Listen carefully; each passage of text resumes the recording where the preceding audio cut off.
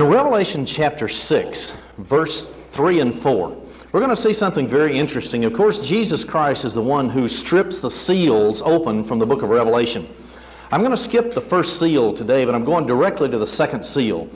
In verse 3 it says, "And when he, Jesus Christ, had opened the second seal, I heard the second beast say, 'Come and see.' And there went out another horse that was red, and power was given to him that sat thereon to take peace from the earth, and that they should kill one another. And there was given unto him a sword." Now these two verses literally tell what has been happening since 1917 on the world scene. In 1917 was the Bolshevik Revolution, and this actually started what we call today guerrilla warfare, a design plan for world conquest. And the people there in the Soviet Union who founded and started the Red Bolshevik Revolution call themselves Reds. And I think it's very interesting that the second seal actually says it's a red horse, and their one purpose and design was to take peace from the earth and to kill one another. And look at what has happened since 1917. In Russia, with the Bolshevik Revolution, we know of at least 30 million people that have been killed. We know in Red China at least from 64 to 66 million. That's just two nations on earth that have been killed since they were overthrown by a red regime. Now, in Matthew chapter 24, Jesus Christ, when he was asked, "What will be the sign of your coming and of the end of the age?" Jesus made some very dramatic statements, and we can zero in on some of these when we understand what is literally happening. Verse 6, "You shall hear of wars and rumors of wars." And isn't that exactly what it said in Revelation 6, verse 3 and 4? This red horse was given power to take peace from the earth. "See that you be not troubled, for all these things must come to pass." And he's talking to Christians. Don't be troubled. All of these world revolutions have to take place. But the end is not yet. "For nation shall rise against nation, kingdom against kingdom." These things are going to be happening on a global basis. Now, I want to read you something. It's called the Catechism, the Revolutionary Catechism. You cannot understand international communism and socialism, the red horse that is running rampant over the globe today, unless you understand the background behind it. No one on earth today can understand the turmoil and the unrest that's literally consuming the nations without a complete understanding of this document called the Revolutionary Catechism. This document, and you'll see as I summarize it, was conceived by none other than Satan the devil. He would have to, because the Bible reveals that God is love. That's number one. That's his characteristic. Therefore, when you hear the Revolutionary Catechism, it is the exact opposite. So it's got to be by the opposite forces of good. That's evil. I want to give a quote from Professor Charles E. Wolfe in his book, Which Way, United States of America, Republic Under God or Dictatorship? This was published by Fidelity Publishers in 1978. On page 152 and 53, it reads like this: "There is no single document on possession of the serious student of communism, which is also called Illuminism," because you see, Lucifer means the illuminated ones. Lucifer brings light, he says, until he was perverted to Satan. "There is no single document in the possession of the serious student of communism that approaches Sergei," I'm going to have to pronounce this name, it's a difficult one, it's a Soviet name, "Nekavev's Catechism in importance for deep insight into the nature of communism. It surpasses in significance even the writings of Marx himself." When you read the Catechism, you will read horribly perverted echoes of the blazing missionary zeal and self-denial of early Christianity. More than any other document, the Catechism is the illustration of the fact that communism is the perversion of Christianity. Any person who reads and understands the importance of the Catechism will never again refer to communism as just another political movement. It is vastly more than politics.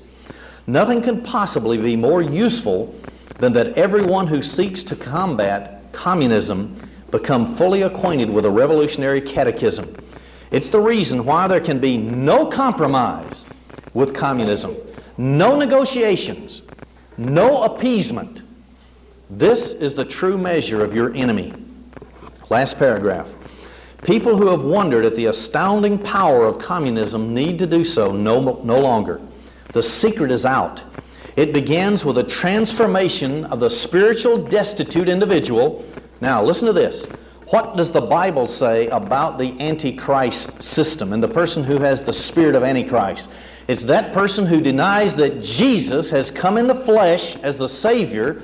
As a direct result, they are totally cut off from the Father also. They have neither the Father nor the Son, so they're spiritually destitute. All right, now let's go back and read this statement. The secret is out. It begins with a transformation of the spiritually destitute individual into a destructive revolutionary using a strange process of dehumanization. The Revolutionary Catechism, I'm going to quote just parts of it for you.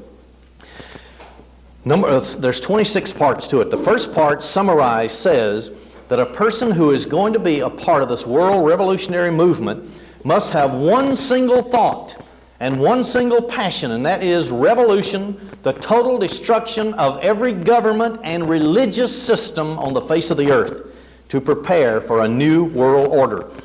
Now, point number 2 is that you must break all bonds with civilized world. You must hate its laws, moralities, and its customs. You must become the implacable enemy of every society on earth so that you can more speedily destroy it. Number 3, the object of this revolutionary is perpetually the same. The surest and quickest way of destroying the whole, and this is their words, filthy order. This is our enemy. Number 4, he despises, above all things, Christian morality and seeks to destroy it in every way he can. Number 5, he has come in contact with a group of people who has a relentless and irreconcilable war to the death. Now do we understand why this man says you can have no compromise with communism? You can't even negotiate with it? You can't even appease it, not one time, because it is out for total destruction. Their aim and their goal has always been take 2 steps forward. When the United States stands up to them, they take 1 step backward, but they've gained 1 step. This is what they've done on a global basis all over the world. Now I want to skip a few of these, but I'll drop down to number 13. They say that the revolutionary will enter into the world of the privileged classes. He'll go into the state and he will infiltrate every single aspect of society. Religion, government, politics, the Congress of the United States, even to local city managers. They will go into colleges, universities, law schools, every strata of society and gain preeminence in those positions for one purpose, to bring a speedy and total destruction of the whole order. Now, number 14, they will pretend to be completely different than what they really are. They will pretend to be on the side of society and want to solve all ills. And when they penetrate in every position of society, into the higher classes, the middle classes, churches, then they will go about destroying the whole filthy order, as they call it. Now, I want to go down to number 18 now. Number 18. They say that they want to get senators, congressmen, religious people who speak out against them and expose them, embroiled in their affairs. And they so compromise them sexually. And they compromise them in other ways that they will silence all opposition under the threat of exposure to their family, under threat of exposure of their own little personal sins, and it will ruin their position among their own congregations or in their constituency, whether they're a congressman or on the local level.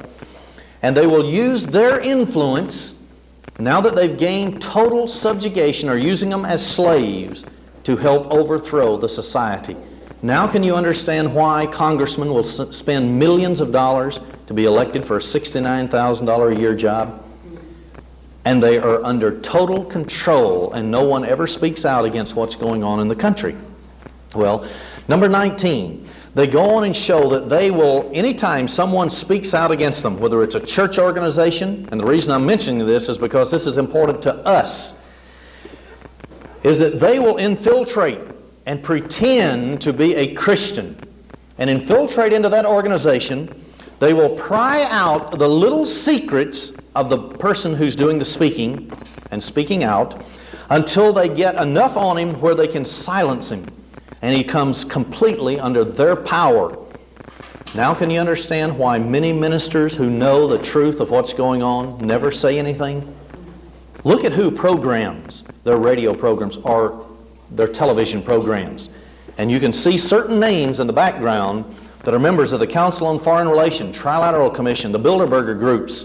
They own advertising agencies and so on. And so they work very closely with these top people, and they stop any message that they might give. Now, number 22, and I think this is very important because when I read this, you can look in society and you can tell what's been happening for years. They say that they will go into society, they will use all the resources, newspapers, television, radio, all the resources, advertising agencies, to help increase and intensify evils and the miseries of the people. That's why every major newspaper you find in the country, you see nothing but robbery, murder, rape, everything evil in society fills the first pages. You never see anything good, or very seldom. And it intensifies the evils and the miseries of the people until at last the people will become exhausted and they'll have a general uprising to overthrow the government. This is exactly what they're doing in the United States of America. Now, number 23, they say by revolution, what they're trying to do is root out all those who stand up against them. This way, their one job will end up being to destroy the very roots. And what is the roots of America? Christianity. And they're trying to destroy the entire roots of our system. And they say they must do it with every nation on earth. Change all of your traditions, your institutions that have kept this country Christian, and of course other countries, whatever situation they're in. And they say they must do that and eliminate the middle class. Now, do you understand why people are becoming in the lower class, instead, which used to be in the middle class? Through higher taxation. And another point is the huge oil tax that came. It was not a tax on the oil companies. It was a tax upon us. 76% of all gasoline price is the windfall profit tax to control people. Number 24, and I'm going to read a direct quote. Our task is terrible, total, universal, and merciless destruction. And the last quote, to weld the people into one single, unconquerable, and all-destructive force, this is our aim, our conspiracy, and our task. Now do you see it is literally a conspiracy that's in the world today? And you cannot doubt when you read their own material, and they use the word conspiracy, what they're trying to do. But let's go on now.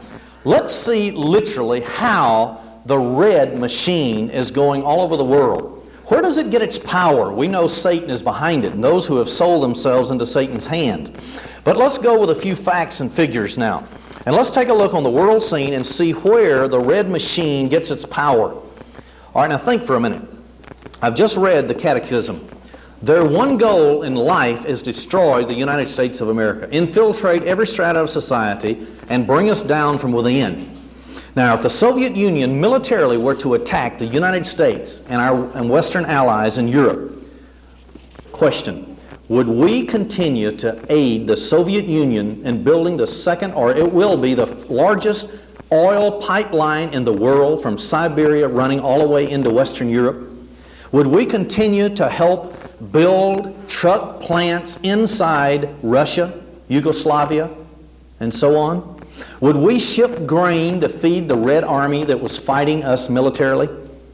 Would the United States government continue to sell computer technology so that they could have heads on their missiles that would be 10 times more accurate that they can produce themselves? If we were at war with them, would we do these things? Well, of course not. But what we don't realize, is that in the Catechism, they say that they are in a irreconcilable war until the death.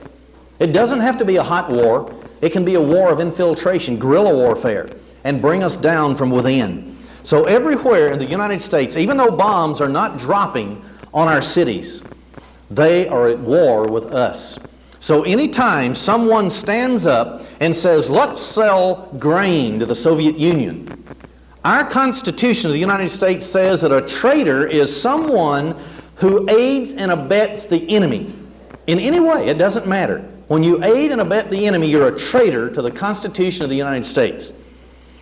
Without American technology and the data that we provide, the Soviets right now could not have vehicles in space.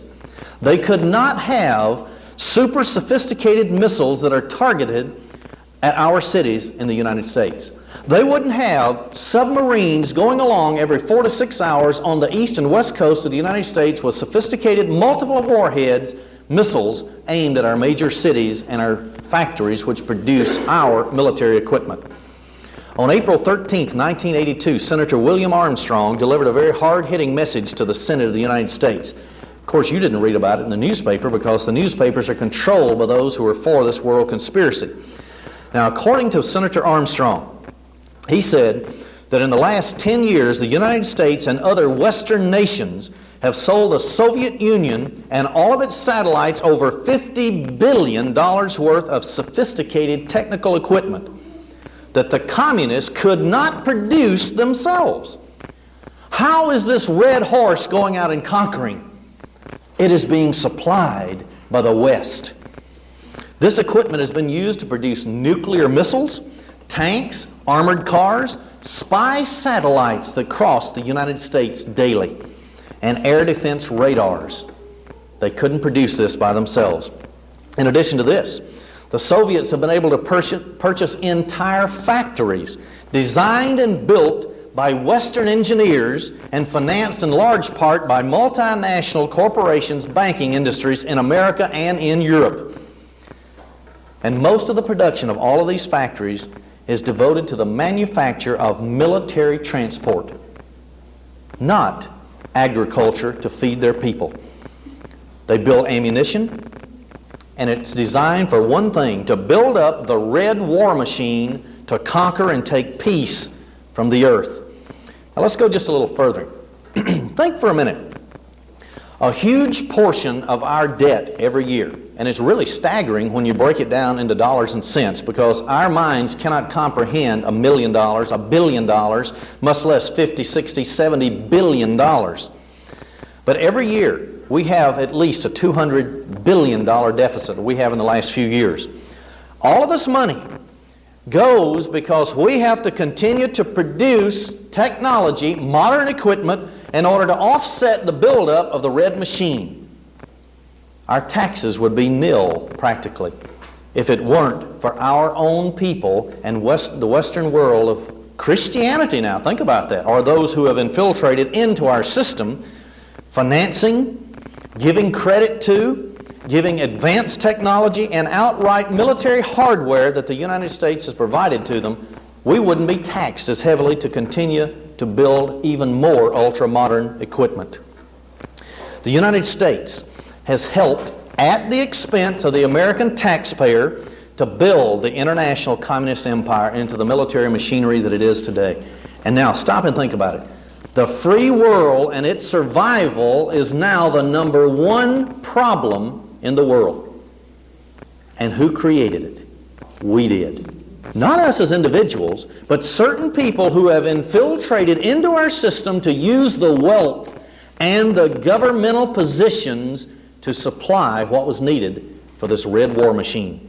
In 1973, Soviet dictator Brezhnev made this statement to his Politburo and other leaders of the Warsaw Pact. I quote, "We communists have to string along with the capitalists for a while. We need their credits." That's money. That's loans. Their agriculture and their technology. But we're going to continue massive military programs, and by the middle of the 1980s, we'll be in a position to return to a much more aggressive foreign policy designed to gain the upper hand in relationship with the West. End of quote. So while the Soviets have deployed more than 340 nuclear-tipped mobile SS-20 missiles within striking distance of Western Europe and the United States, and while our U.S. government has diplomatically condemned the invasion of Afghanistan, the Soviet Union has been free to crush the Solidarity labor movement in Poland. They have given aid to the PLO. The Soviet Union has fed Cuba all of its military equipment so that it can invade most of Africa through guerrilla warfare, and the Soviet backing of Cuba throughout Central and South America. All this time, we do nothing but diplomatically slap them on the hand. And all the time, the United States government is providing all the necessary equipment for them to furnish their allies with this guerrilla warfare. And certain big businesses right here in the United States continue to supply all of the machinery for this red horse to take peace from the earth. Now, let's think for a minute. Why would such anti-American foreign policy exist? It defies all logic. If all the congressmen, the senators, and so on that we elect to go to Washington, D.C. were on our side and were anti-communist, why would there be one company in the United States supplying military equipment to the Soviet Union? Why would we take our month's supply of wheat and bring it down and sell it to the Soviet bloc and leave us with a 3-day supply? Why would we do that? It defies all logic unless something or someone is behind it. There must be somebody behind it. I believe it's the Council on Foreign Relations, which our last magazine, which happened to be June, July of 1984, gave an entire history of the last 200 years of the communist movement. And the Council on Foreign Relations, which is the modern Illuminati in the United States, and also the Trilateral Commission. But in 1974, there was a book published by Mr. Anthony Sutton. He was the author.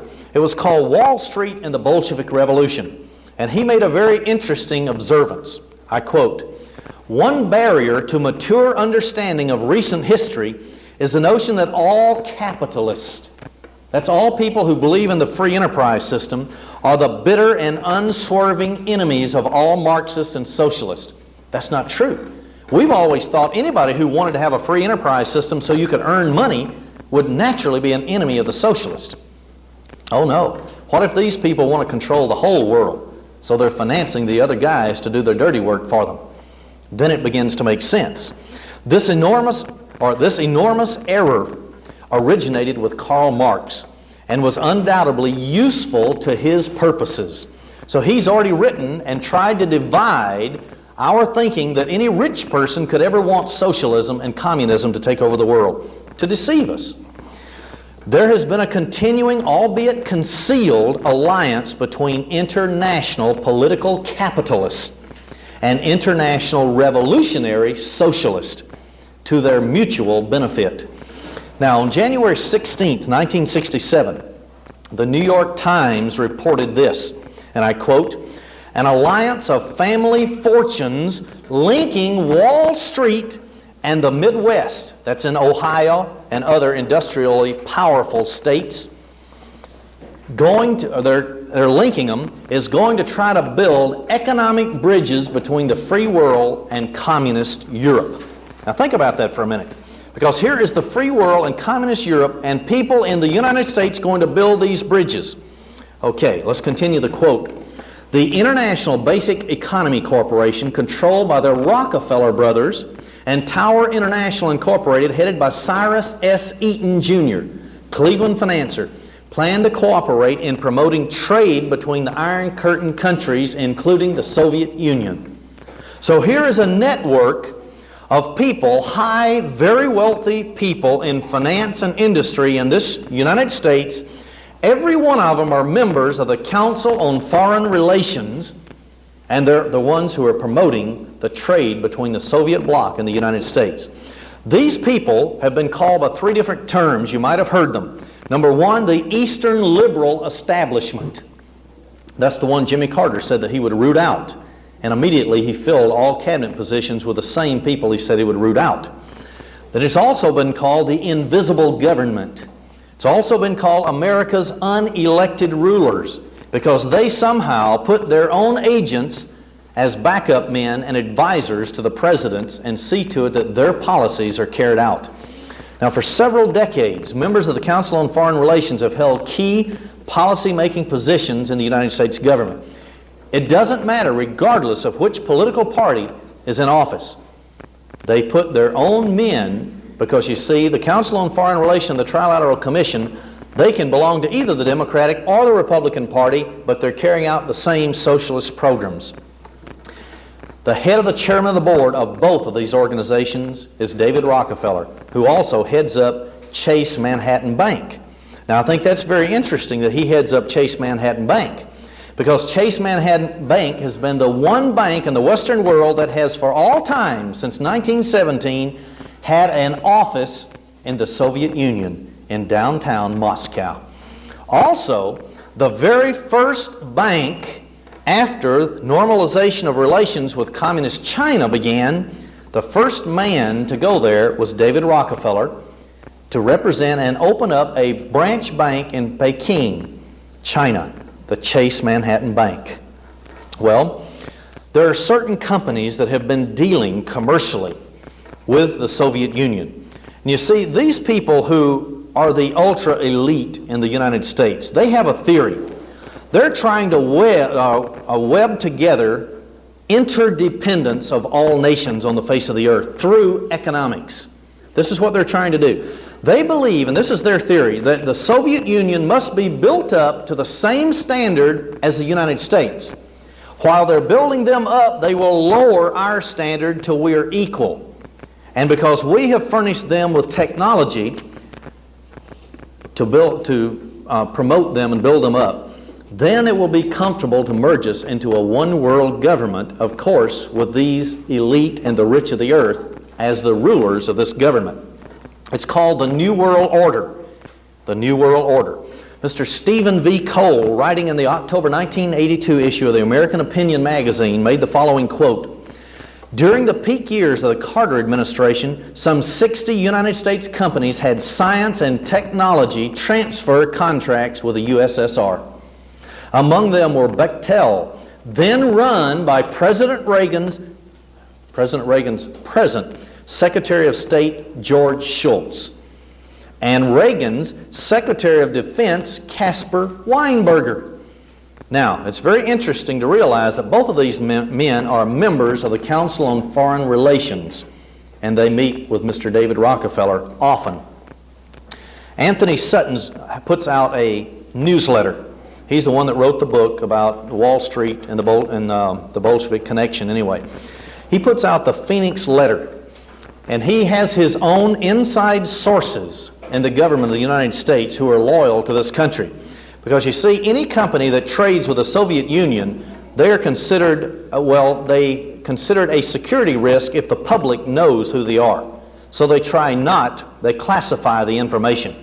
But he has gotten some information, and he published certain companies that have been trading with the Soviet Union from 1917 all the way through 1982. Here's some of them. In aircraft technology, Boeing, Lockheed, McDonnell Douglas, Sikorsky Aircraft. Now that's just in the aircraft industry. Now let's go on in the automobile, truck and agriculture industry. Caterpillar Tractor, Swindle Dressler Company, Rockwell International, International Harvester, Alice Chalmers. And when you look at every one of these companies, either the president or the chairman of the board are members of the Council on Foreign Relations. The same interweb of individuals who are promoting international socialism and the buildup of the red horse to take peace from the earth. In the metals manufacturing industry, these companies: American Can, Kaiser Industries, Litton Industries. In the machine tools, you have the following: General Electric, Sunstrand Corporation, Bryant Chucking Grinder Company, Bendix Corporation, American Chain and Cable, Allen Bradley. In the electronics industry, you have Honeywell Information Systems, Univac Control Data, IBM, Raytheon, RCA, Hewlett Packard. In the petroleum and chemical industries, Those that are trading openly with the Soviet Union are Occidental Petroleum, Tenneco, Monsanto, Alcoa, and Dow Chemical. Now, bankers and financial houses: Chase Manhattan Bank, Irvin Trust Company, Satra Corporation, and the one I mentioned a minute ago, Tower International, headed up by Cyrus Eaton. Now, after Nixon began to normalize relations with Communist China in 1971, Mr. David Rockefeller, who was then the chairman of the Chase Manhattan Bank, was given a red carpet tour of all Communist China. When he returned, here is a direct quote from the New York Times. He said, quote, "The social experiment in China under Chairman Mao's leadership is one of the most successful and important in human history." Can you believe this? He didn't even state that over 66 million people had been slaughtered and liquidated under Chairman Mao's successful experiment. He didn't even quote that. And over 30 million under Joseph Stalin and Lenin under the Bolshevik Revolution. Well, despite promises to the contrary, the Reagan administration is carrying out the exact same policy toward Red China as Jimmy Carter's administration, which he said that he would reverse. But why? Because all of his cabinet members are members of the Council on Foreign Relations and the Trilateral Commission, who are working and striving for a one-world government. And the Council on Foreign Relations was established in 1921 as a corporation by Edward Mandell House, who wrote the book Philip Drew, Administrator. And he outlined their whole plan for the takeover of America internally. Well, on June 16th, 1981, Secretary of State Alexander Haig, at that time he was Secretary of State, concluded a 3-day visit to Communist China. And he announced that the Reagan administration was willing to sell offensive weaponry. Now, these are lethal weapons to Red China. Remember, Alexander Haig is a member of the Council on Foreign Relations. On that same day, President Reagan stated that pending arms sales to Red China is a, quote, a normal part of the process of improving relations there. Now, is it normal to arm the enemy in direct violation to the Constitution of the United States without being a traitor? Is it? That's a question that I'm asking, and I think every honest American who wants to retain their freedom and not become enslaved to the communist conspiracy needs to ask. And then I think we need to flood the office of the Presidency of the United States with mail saying, hey, what's going on? Because this is a Christian country. When Christians roll over and play dead, then the country is going down the tubes. An article in the a weekly newspaper called the Review of the News. Now, this was September 2nd, 1981. It was commenting on the arms sale, potential arms sales to Red China. Here's what was stated, and I quote, "While it is now considered unfashionable by the mass media to group the Red Chinese into the enemies category with the Russians just because both are communist and sworn to destroy us, the sale of high-technology weapons to the only country potentially able to force us out of the far Pacific does not seem very smart. The record of the Red Chinese in breaking agreements at will makes any sale outright lunacy." Now, this is the statement made in the weekly magazine Review of the News.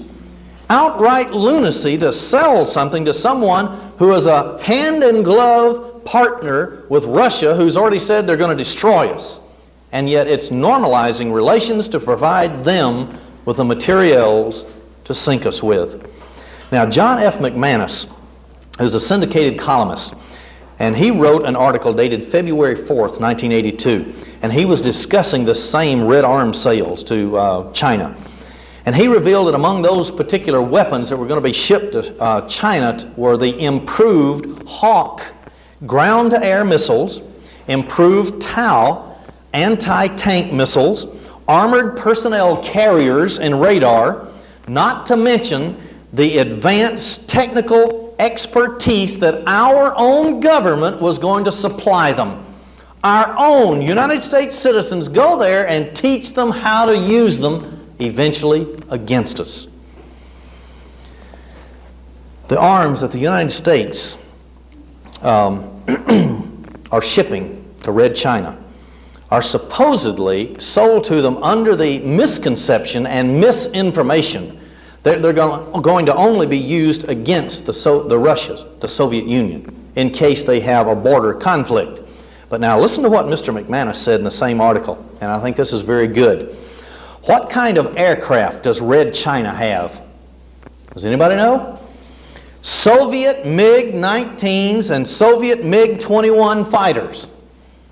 Isn't it odd that the Soviets would supply tactical fighters to a nation she is supposedly menacing? A Reuters dispatch dated February the 7th, 1982, reported that a senior United States trade official had just said that Washington, I quote, would consider selling to China sophisticated technology, including military equipment, which is technically more advanced than the weapons it has previously offered to sell anybody. More advanced. And in some cases, Reuters even said that this equipment is more sophisticated than what our own military has. And they went on in this Reuters press release to state the Assistant Secretary of Trade Administration official Lawrence Brady is the man who is going to conclude the deal. Now, about this particular subject, the Review of the News on November 2nd, 1982 had this to state, quote, "This is disturbing news because Red China is committed to the destruction of the United States and all the free world. It is also disturbing because this same Lawrence Brady has been highly critical of selling sophisticated technology to Communist Russia and its satellites in Eastern Europe, a stand that nearly cost him his job when Jimmy Carter was president. And now, all of a sudden, he's made a reverse. But you have to understand, he's a member of the Council on Foreign Relations. They're working for a one-world socialist communist dictatorship.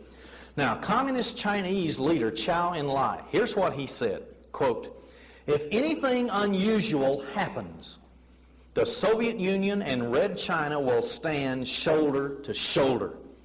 Remember now, both China and Russia belong to the communist camp. So why would we even consider selling weapons to China when we know they are allied against us and they're not for us at all? Well, one more little news release that I want to mention, and then I want to summarize something that's very disturbing.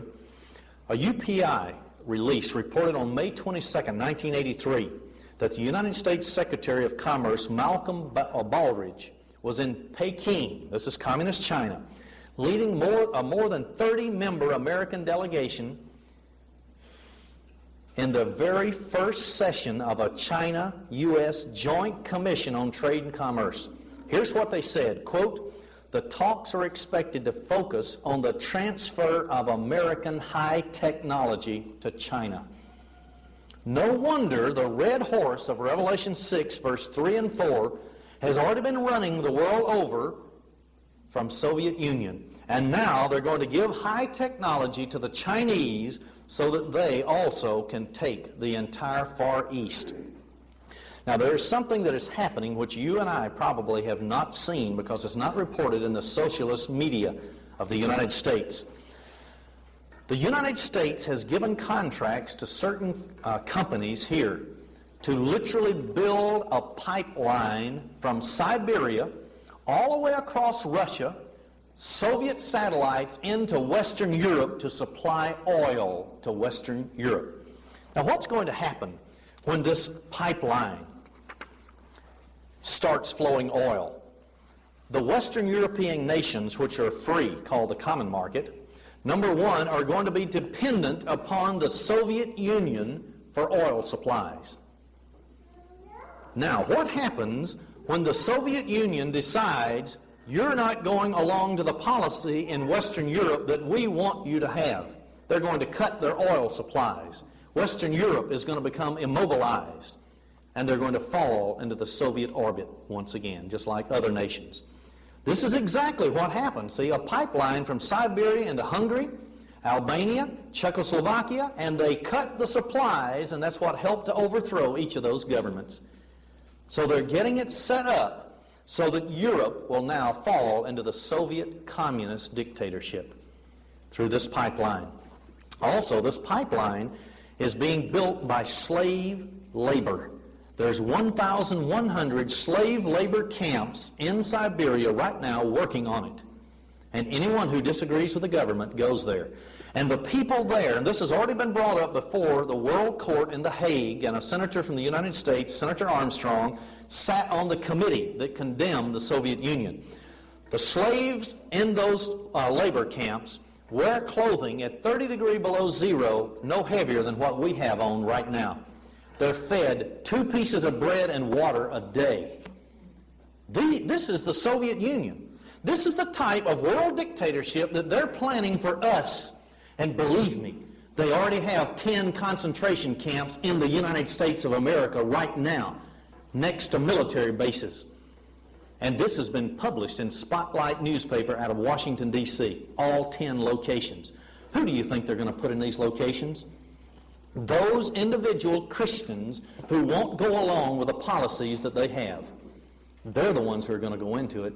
And not only that, listen to this, the children who have been educated in Christian schools and have not been programmed to fit into the new world order, those are the ones who are going to be fitting into these concentration camps. Well, there were headlines that came out in newspapers saying that President Reagan was going to implant sanctions on the sales of all this equipment to the Soviet pipeline. But then less than a year later, all these sanctions were lifted. They were all lifted. And yet not one of the human rights violations because of these slave labor camps had been corrected. Not one of them. And those who saw to it that the restrictions were lifted and all these supplies went as normal were all members of the Council on Foreign Relations. Every single one of them. Now, I think we need to look at just a couple of more things. And then I want to read a news release straight from South America that's going to stand you on your tiptoes. Your hair is going to stand up on the back of your neck because this is today. This is today. From 1971 to 1975, our government approved over 130 licenses with a total value of $355 million in equipment to help build the Soviet pipeline to Europe. And it was built by such companies as Swindler Dressler. And this is a giant complex.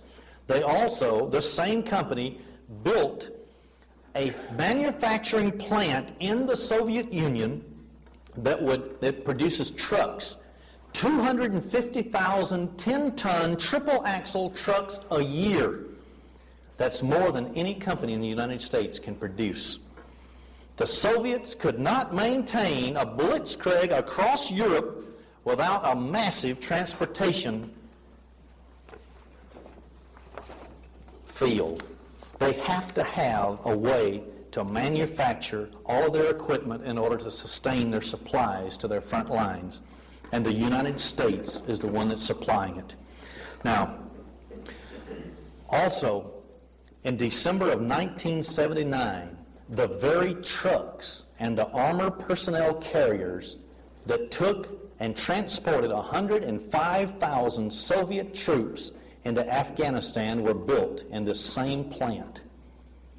Afghanistan could not have been overthrown by the Soviet Union without American assistance. It's high treason. Well, I want to get into something now because this is getting kind of long, but I think it's important. The United States has built the Soviet missile system for them. I don't mean they have actually been the ones to piece and place each of the pieces in place. I mean they have been the ones who sold them each individual component. Senator William Armstrong made a very explosive speech in front of the Senate of the United States on April 13, 1982, and this did not hit the newspapers, in which he showed that the President Nixon was the one who authorized the sale to the Soviet Union of 164 precision ball-bearing grinders manufactured by the Bryant Chucking Grinder Corporation of Vermont.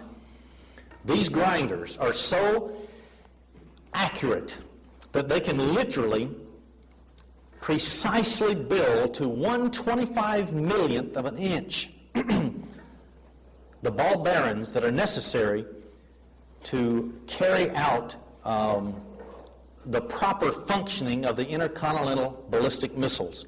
Now, these ball bearings have to be so precise and they're so precision that because they're what guides the inertial navigation systems of these multiple warheads of the intercontinental ballistic missiles. Not only that, since they have sold this whole plant to them so they can build these ball bearings, their missiles have become 10 times more accurate than the ones they had been building by themselves. And all of these missiles, remember, are being aimed right at Western Europe and the United States of America. I want to give a quote, and then I want to read this bulletin from Central American Intelligence Bureau. Congressman William L. Dickinson, in an article February 17, 1982, in Review of the News, stated this concerning these ball-bearing grinders. As a consequence, Soviet missile accuracy improved dramatically to the point where 90%, get this, 90% of our United States citizens' land-based ICBM force can now be destroyed in a first strike. That's how accurate the Soviets have their missiles now, as a direct result of our own companies selling them the equipment for it. This was a technology the Soviets did not have, which they bought for a cheap price and which endangers the lives of millions of Americans. Well, I'm going to stop there on this particular amount of information, but I want to go into something else. I want to read a bulletin. This is 6 weeks old, and it comes from the Central American Intelligence Bureau, and it was through a Mr. Bill Kennedy of the Western Monetary Consultants. I'm going to read it word for word without comment. Within the past 48 hours, we've learned from our high-level intelligence sources that the Soviet Union has just shipped 130 field kitchens to Central America. Each kitchen will feed 5,000 soldiers for a total of 650,000 troops. General Raul Mendez Tomasevich, Deputy Defense Minister to Raul Castro in Havana, has been placed in charge of a planned guerrilla offensive that will extend to El Salvador, Honduras, Guatemala, and Costa Rica. They also plan to attack American citizens throughout the region. Listen to this. The Soviet Union has shipped massive numbers of helicopters and tanks into Nicaragua, more than necessary to defend their own country. A leftist coup is about to occur in Honduras. This will embarrass the Reagan administration, which has 30,000 troops on exercise in Honduras. Now, you better tighten your seatbelts for this next one. You're going to need it. By December of 1984, the Soviets could take over all of Central America, including Mexico. This will trigger terrorism in the southwest United States, Arizona, New Mexico, California, and Texas. What was the plan of Lenin and the socialists and the Illuminati all the way back at the turn of the century? The number one was to overthrow, through the Bolshevik Revolution, Russia, then the masses of Asia, then take over through infiltration and guerrilla warfare Africa, encircle the oil fields of the Middle East, then come under the underbelly of the United States through Central and South America. And once all this had been accomplished, the United States will have been so infiltrated and taken over politically, governmentally, religiously, every facet of society, that it would fall into the communist orbit and a world government. And if it didn't fall, then a limited nuclear war in order to bring us into submission to a world government. Well, what does this portend, all of this that I've mentioned today? Revelation chapter 9. Revelation chapter 9, verse 15. And you really have to read the whole chapter, but I'm just going to skip over some of this. Starting in verse 15 to 19. And the 4 angels were loosed, which were prepared for an hour, a day, and a month, and a year, for to slay the third part of men. And when you go back and read, you see that it's got to be nuclear weaponry that's involved. And the number of the army of the horsemen were 200,000. That's a 200 million man army. And this could only be accomplished through the military buildup of the Red Horse, supplied by the free world, which has free capitalism. Huge reservoirs of wealth and technology, and supply it to the enemy. Verse 17, and thus I saw the horses in the vision, and them that sat on them having breastplates of fire and of jacinth and brimstone. And the heads of the horses were as the heads of lions, and out of their mouths issued fire and smoke and brimstone. And we see the exact same terminology used, fire, smoke, and brimstone, all the way back in the book of Genesis, when God overthrew Sodom and Gomorrah. And what happened to that whole city? It was vaporized. All, the city, the people, the animals, even the grass and the plain was vaporized, where there was absolutely nothing left. That had to be nuclear warfare that God used. And this is what it's describing right here. By these, verse 18, by these 3 was a third part of men killed, by the fire, by the smoke, and by the brimstone, which issued out of their mouths. And their power is in their mouth and in their tails. And that describes modern aircraft that shoots their missiles from the front, and then even helicopters, which carry nuclear war or missiles also, that shoots them out of their tails. For their tails were likened to serpents and had heads, and with them they do hurt. So there is going to be massive destruction.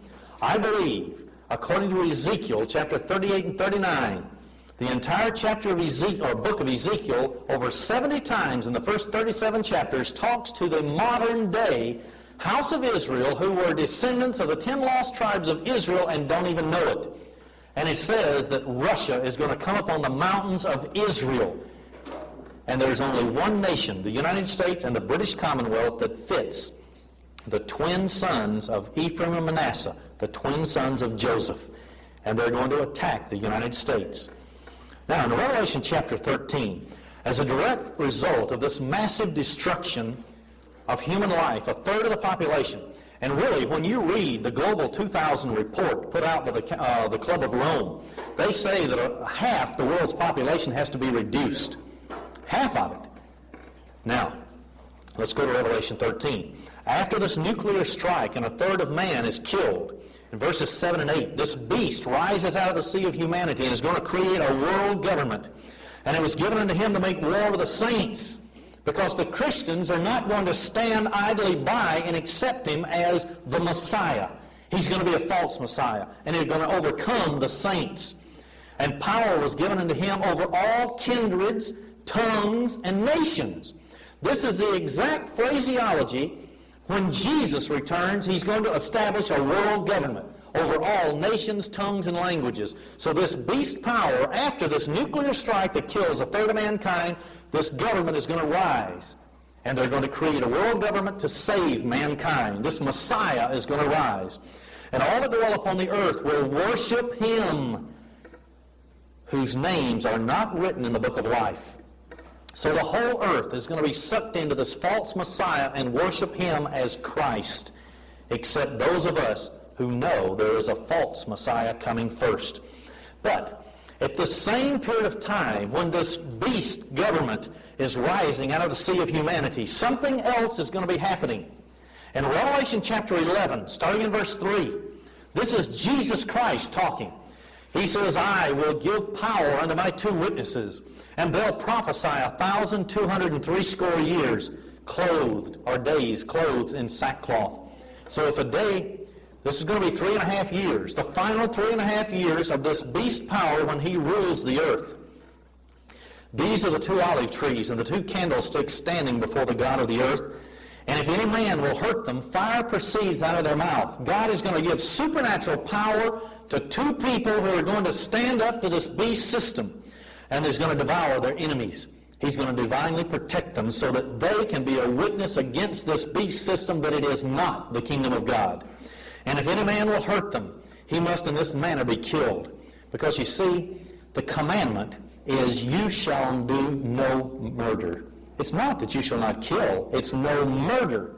Deliberately, premeditated, intentionally murder. That's why in the Old Testament God allowed Israel to fight in wars. It was not premeditated murder. It was killing. But see, God can resurrect the dead, and He'll do it. These have power to shut heaven, that it rain not in the days of their prophecy. Supernatural power, and a power over waters to turn them to blood, to smite the earth with all plagues as often as they will. And when they shall have finished their testimony, the beast that ascended out of the bottomless pit shall make war against them, and shall overcome them and kill them. And their dead bodies shall lie in the street of the great city, which spiritually is called Sodom and Egypt. And this is identified right here, where also our Lord was crucified, Jerusalem. And that's why this beast is going to move into the temple, according to 2 Thessalonians chapter 2, and claim to be God. He's going to literally move into a temple that is going to, or some type of shrine that's going to be reinstituted. And notice verse 9. And they of the people and kindreds and tongues and nations shall see their dead bodies 3 days and a half, and shall not suffer their dead bodies to be put into graves. They're going to be so happy that all the plagues are removed, because you see they're not going to repent and believe that these two witnesses are of God. They're going to believe their Messiah is here. The Christ has already returned. But brethren, the reason I'm mentioning this is because there is coming a martyrdom of saints. The tribulation started in 1917. You ask all those who are in their graves in Russia, 30 million Christians. It was a Christian country until the Bolsheviks overthrew it. Then you ask all those in China, when Bibles were smuggled in, they read the Bible and they believed just like we do, because they only had the Bible. They didn't have foreign teaching to distort the Bible. And so they had to go underground or they're killed. It's that simple. Their blood's crying out from the ground saying, how long? How long? Well, God says, until others also are martyred just like we are. But in Revelation 7, I want to mention this. I have before. There is tremendous hopes if we will turn to God Almighty and Jesus Christ with all of our heart. Turn away from the traditions of men and go to this book and get in harmony with it. Not compromise, regardless of what relatives say, our friends, wherever we work. It doesn't matter. You don't compromise with God. Look what it says in Revelation chapter 7. And after these things I saw 4 angels standing on the 4 corners of the earth, holding the 4 winds of the earth, that the wind should not blow on the earth, nor on the sea, nor on any tree. Verse 2, and I saw another angel ascend from the east, having the seal of the living God. And he cried with a loud voice to the 4 angels, to whom it was given to hurt the earth and the sea, saying, hurt not the earth, neither the sea, nor the trees, till a certain event happens. We have sealed the servant of our God in their foreheads. The word seal literally means to protect. It means to set a mark upon them and build a hedge around them, according to the Greek word, which I've quoted in scriptures or in sermons before. It is going to be divine protection before chapter 9 and this nuclear strike takes place, so that someone who is going all the way with God is going to be divinely protected and not have to go through this great tribulation. And you read starting in verse 9 through the rest of the chapter, others, Christians, are going to be in the tribulation period because they weren't willing to go all the way with God now. They were still remaining in the world while clinging to the name of Jesus. There's no compromise with Jesus. It's either you're on His side or you're against Him. The very word Antichrist means one in opposition to Christ. And it can either be spiritually or physically. You look up the meaning in the Greek language. It can mean spiritually. You can be in opposition to Jesus by adhering to doctrines alien to this Bible. And you don't even know it. Jesus said a certain number are going to be divinely protected. I hope we want to be one of those. I do. Well, think for a minute. How are these people going to be protected? Now, I don't know, but there is something just popped into my mind. It's very interesting. What happened in the day of Enoch, when the whole world lay in sin, and here's Enoch. All of a sudden it says he was translated. And we know the Scripture says no man has ever ascended into heaven. So he was translated from one location to another. God just picked him up and took him somewhere else, and he lived out the rest of his life and died in faith. What happened to Elijah, who wrote a letter 8 years after the chariot picked him up and moved him to a different location. 8 years later, he wrote to the king of Israel, told him he better straighten himself up. Could God do that with 144,000 people? I'm just asking the question, could he literally lift us up and just separate us to another location? Because in Revelation 12, this is just interesting, and it's a thought. It's not doctrine, but, we can study, think about it. Look in verse 12. Therefore rejoice, you heavens, and you that dwell in them.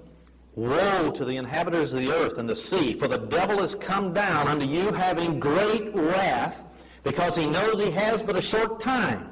And when the dragon saw that it was cast into the earth, he persecuted the woman. And a woman always symbolizes a church or a prostitute, a false church, which brought forth the man-child. So this was Israel, the church, and of which the New Testament church is just an extension of Old Testament Israel.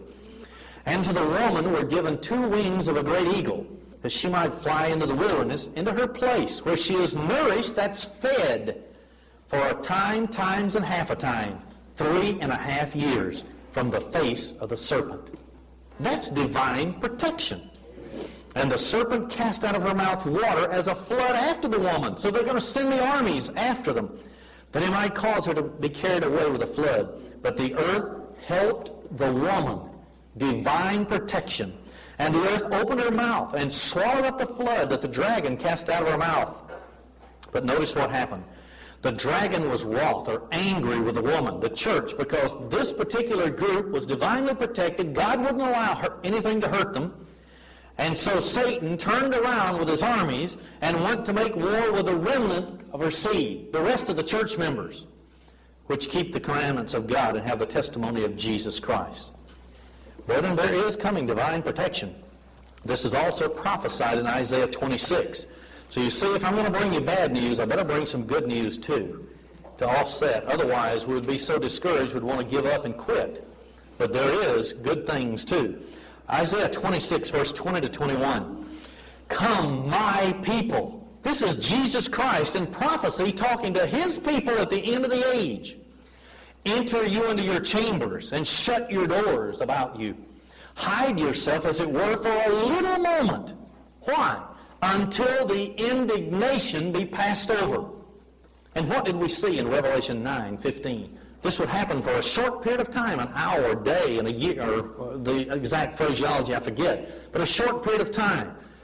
For behold, the Lord comes out of his place to punish the inhabitants of the earth for their iniquity. The earth also shall disclose her blood, the blood of the saints, and shall no more cover her slain. So there is going to be protection. Now just one more in Revelation chapter 3. Revelation chapter 3. This is to the 7 churches. And the book of Revelation specifically is for the end of the age. It says so in the first chapter. The whole time setting, John was projected forward as in vision to the end of the age. Because in chapter 19, Jesus returns. So Revelation 3, starting in verse 7.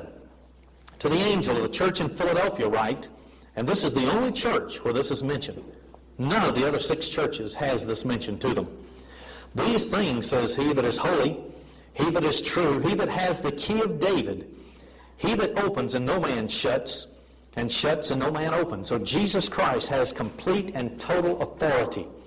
I know your works. This is this church. Behold, I've set before you an open door, and no man can shut it.